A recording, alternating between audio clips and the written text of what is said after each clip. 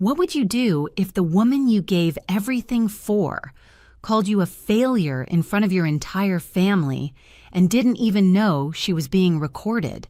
I was alone in my hotel room, still in my blazer from a long day at the real estate conference, when my phone buzzed.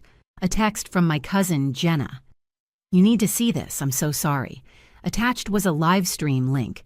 She said she didn't realize what was being said until it was too late.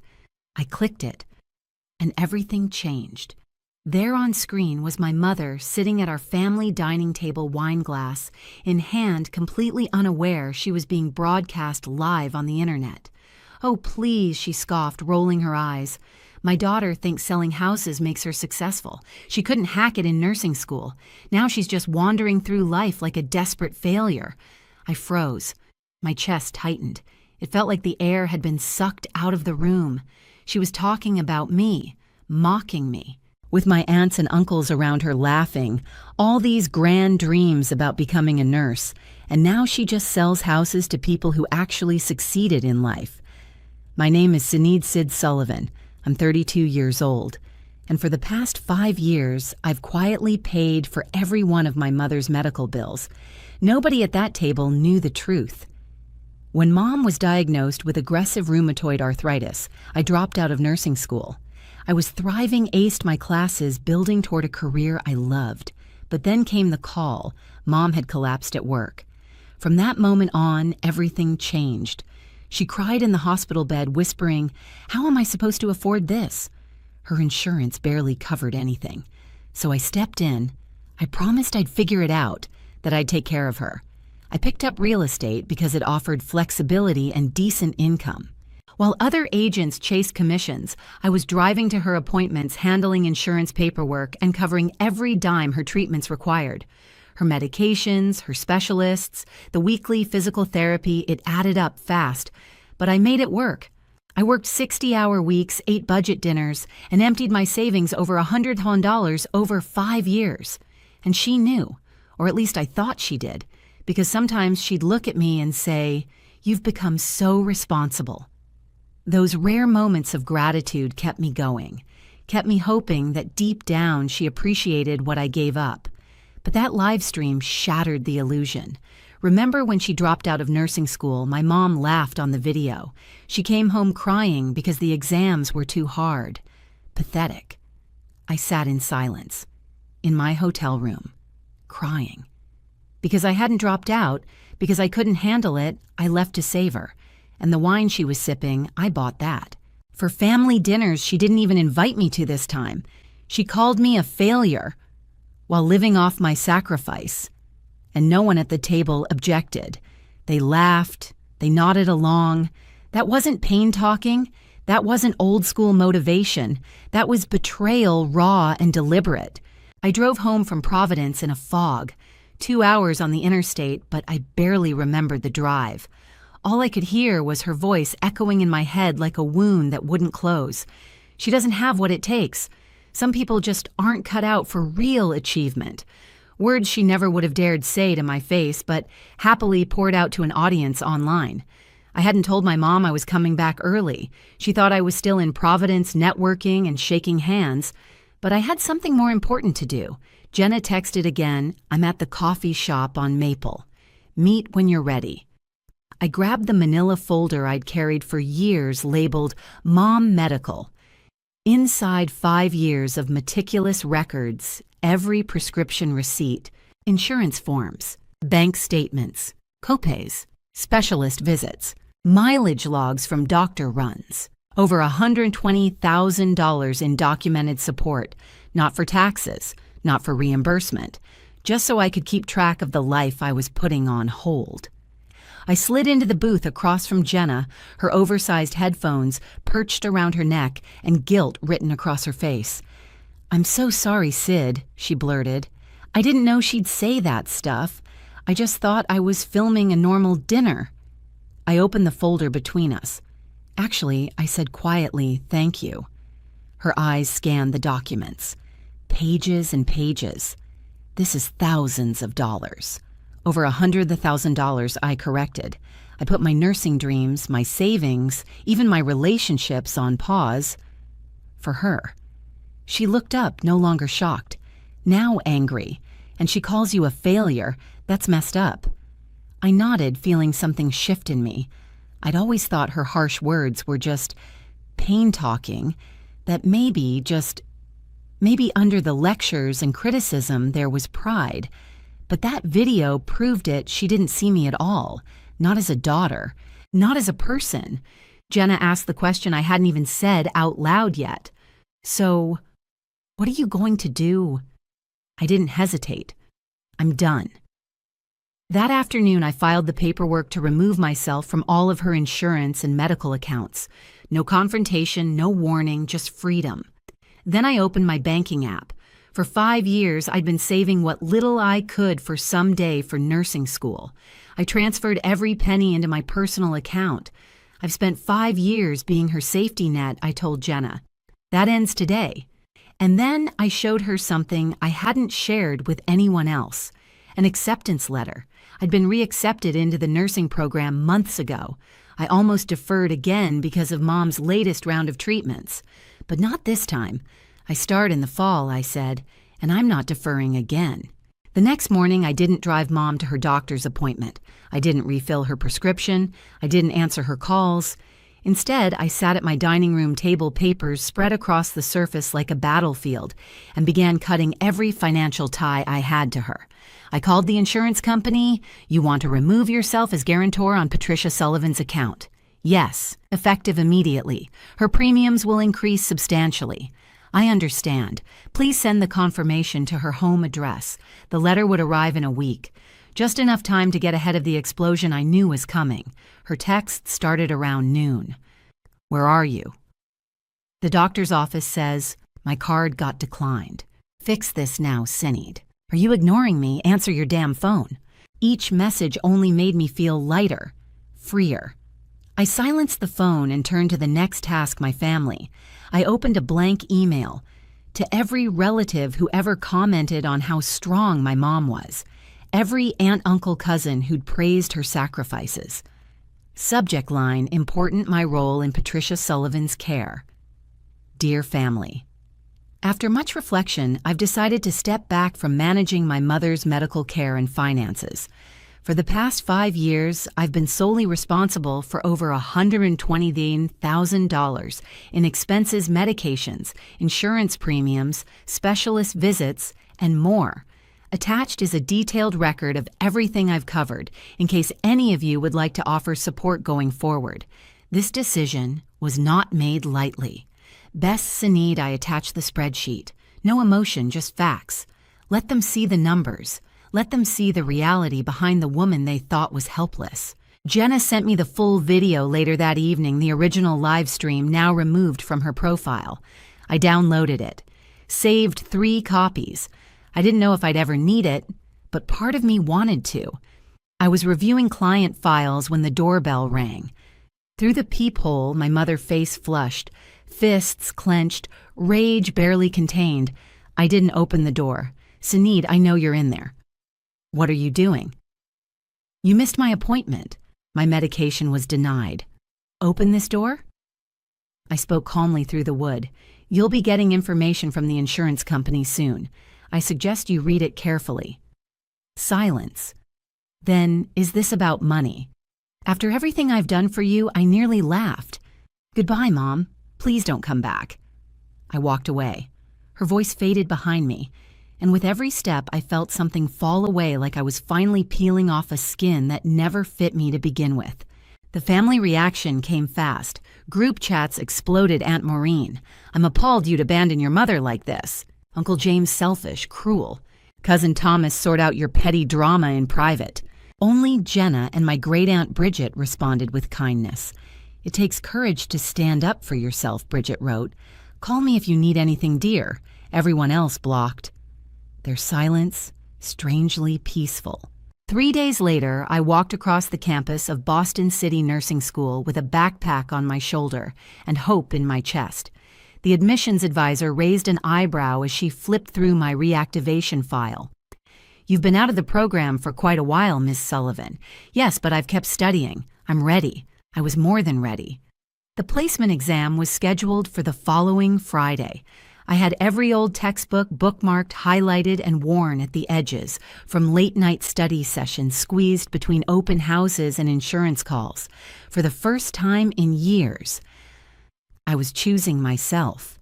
I still had my real estate business, but I scaled it back, hired Kylie, a smart college student, to handle appointments and paperwork while I focused on school.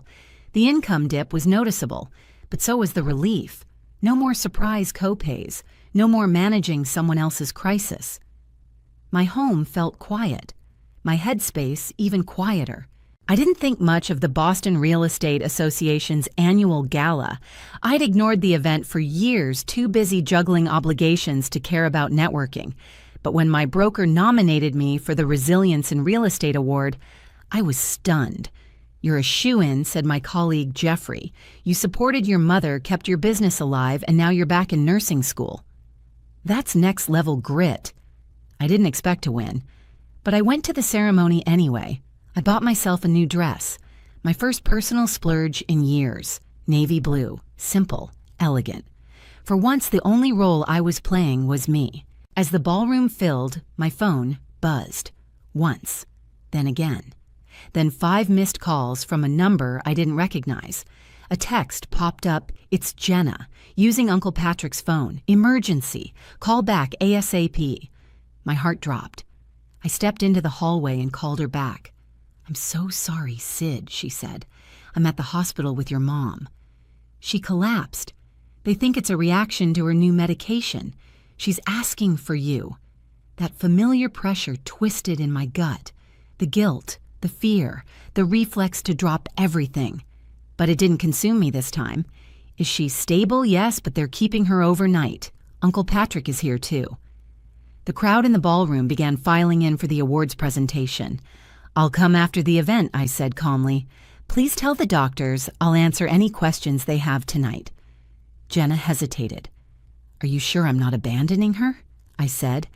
"I'm just not abandoning myself either." Back inside, the lights dimmed. The MC stepped up to the microphone. "And the Resilience in Real Estate Award goes to..." Sinead Sullivan applause erupted. Jeffrey practically shoved me out of my seat with a grin. As I walked to the stage, I felt the weight of 5 long years of sacrifice, silence, gaslighting fall behind me like a shadow that had finally lost its grip. The crystal trophy felt heavier than expected in my hands. "Thank you," I began, voice steady. "This means more than I can express." I looked out at a sea of colleagues, peers, people who only knew me as the agent who got results, not the daughter who gave up everything. Real estate isn't just about selling homes. It's about navigating chaos, adapting, finding solutions when it seems impossible. Those same skills got me through the hardest years of my life. A pause. And now I'm pursuing my original dream. I've re-enrolled in nursing school. This award isn't just about resilience in business. It's about the power to reinvent yourself at any age after any storm. Applause again, this time louder, warmer. I didn't just survive, I evolved. The hospital was quiet when I arrived. I still had my crystal trophy in my tote bag, its weight grounding me, not as a weapon, but as proof. Proof that I hadn't failed, that I'd built something real despite everything. I entered the room. My mother was sitting up in bed, alert, her hospital bracelet clinking softly as she adjusted the blanket. Uncle Patrick sat beside her. Jenna stood near the window, tense. Mom's eyes narrowed the second she saw me. "Well, nice of you to finally show up," she said, voice dripping with bitterness. "I collapsed. I could have died. And you were off partying." Uncle Patrick cleared his throat awkwardly. "The doctor said it was a mild reaction to the new meds. She's stable now." I nodded. "I'm glad to hear that." Mom looked furious at my calm tone. She wanted a fight. She wanted guilt. "This wouldn't have happened if you hadn't abandoned me. My new insurance is trash. These doctors don't understand my condition." "That must be hard," I said, adjusting to a new care team. She blinked, confused. "Is that all you have to say after everything you've put me through?" I turned to Jenna, who gave me a small nod. "It was time." "Mom, I said quietly, for 5 years. I gave you everything. I paused my life. I funded your care. I fought insurance companies. I drove you everywhere. I put off my dreams because you needed me." Her jaw tightened. "And in return, I continued. You mocked me. On a live stream, in front of our family. You called me pathetic." Uncle Patrick looked stunned. "What live stream?" he asked. Jenna stepped forward, voice steady. "I accidentally streamed the family dinner a few months ago. I didn't mean to record it, but..." It caught everything she said. My mother paled. "That's not relevant. You're twisting things." I reached into my tote bag, pulled out the trophy, set it on the bedside table. The engraved words gleamed under the fluorescent light, "Resilience in Real Estate, Sinead Sullivan." I turned to Patrick. "I won this tonight, for running a successful business while supporting her full time." The silence in the room was thick. "I didn't come here to fight," I added. "I came because the doctors needed background. That's all." My mother looked at the trophy like it was a weapon. "You think that little award makes you better than me?" she hissed. "No," I said, "but it reminds me I'm enough, and I won't keep sacrificing my life for someone who doesn't see my worth." Patrick looked between us, finally understanding the depth of what had been hidden behind closed doors. "You really did all that he asked?" quietly. I nodded. "Everything, and more." My mother said nothing. For the first time in her life, she had no defense. As I turned to leave, I glanced back at her. She didn't ask me to stay. She didn't apologize. But she didn't insult me either. Maybe that silence was the closest she could come to acknowledgement. "Jenna," I said. "Want to ride home?" She nodded quickly, grateful. As we walked down the hallway, I felt the tightness in my chest loosen, like I could finally exhale. I hadn't just stood up to my mother, I had stood up for myself. 3 months later, I stood at the foot of a hospital bed, not as a visitor, but as a nurse in training. My hands were steady, my voice calm. "IV secured," I said to my instructor, who gave an approving nod. I was exactly where I was meant to be. After my shift, I walked to my car, textbooks in my passenger seat, clipboard tucked under my arm. My phone buzzed. A message from Jenna Prof interview going viral, 20K views already. Last week, the Boston Medical Journal had profiled a group of career changers entering healthcare. I'd shared my story, real estate agent turned nursing student, blending business acumen with empathy and grit. Both careers require trust communication and the ability to guide people through transitions, I'd told the reporter. But nursing taught me something even more important: how to protect your boundaries without losing your compassion. As I smiled at the memory, my phone rang. Unknown number. I answered. "Sinead, it's Patrick." My uncle's voice was hesitant. I saw the interview. It was inspiring. I didn't expect that. "Thank you," I said softly. He continued slowly. "Your mother saw it too. She didn't say much, but I think it hit her. Seeing you in that uniform, realizing you really are doing it." He paused. "I just wanted to say I'm proud of you, and I'm sorry I didn't see it all sooner." I blinked back tears. "Thank you, Patrick. That means a lot." When we hung up, I sat in the car for a while. I didn't need his validation. Not anymore. But it felt good. Not because it changed who I was, but because it confirmed who I'd become. In my living room, the Real Estate Award trophy still sat on the mantel. Next to it, my nursing textbooks, a folded copy of my acceptance letter, and a stethoscope I'd bought with my first scholarship check. My mother and I hadn't spoken since that night in the hospital. And maybe we never would. But I'd stopped needing apologies from people who couldn't give them. I found closure in my own success, my own peace, my own purpose. I had clients to serve, patients to heal, a life to live that belonged entirely to me, and that was the victory I'd waited for all along. Have you ever given your all to someone only to be left behind when it mattered most? Tell your story in the comments. Hit like if you've ever had to reclaim your voice. And don't forget to subscribe for more true stories of betrayal resilience and powerful comebacks. This is Sinead's story, but it could be any of ours. Because sometimes the best way to heal is to walk away.